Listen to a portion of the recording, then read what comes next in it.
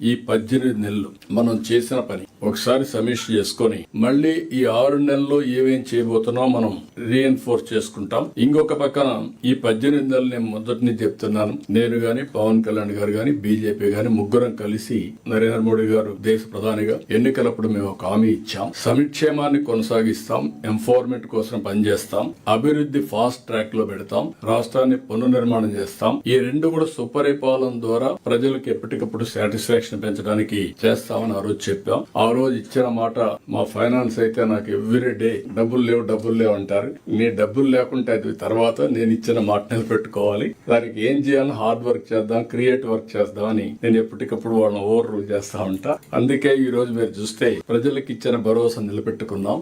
Super 6 ని super hit చేశాం. 1 year లోనే చేయగలిగాం, ముందుకెళ్ళాం.